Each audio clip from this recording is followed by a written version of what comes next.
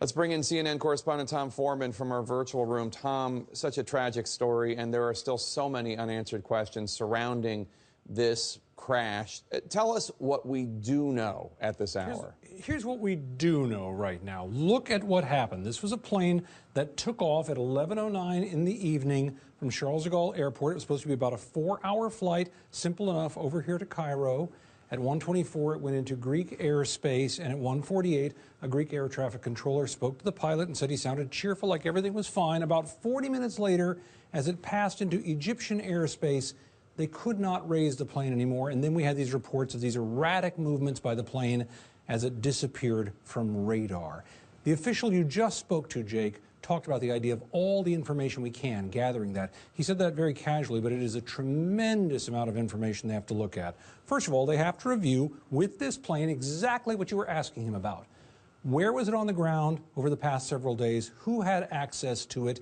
Did anybody find a way to circumvent all those security measures if, in fact, this was what happened, if it was some sort of attack on the plane?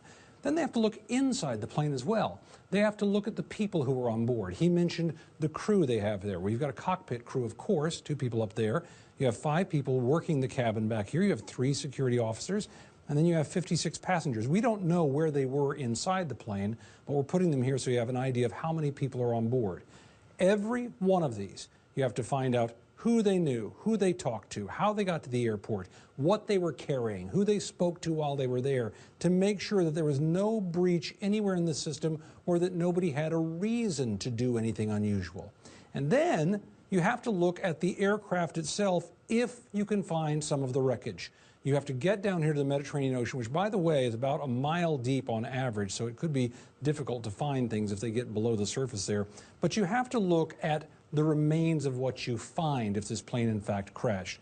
Obviously, the flight data recorder, obviously the voice recorder, but then you have to look at the plane. Do you see problems where the engines had something go wrong with them, or the tail, or do you see spalling from some kind of an explosion? The bottom line is it was traveling about 560 miles an hour, and it went down somehow. Many, many clues to look at before they know why. Jake?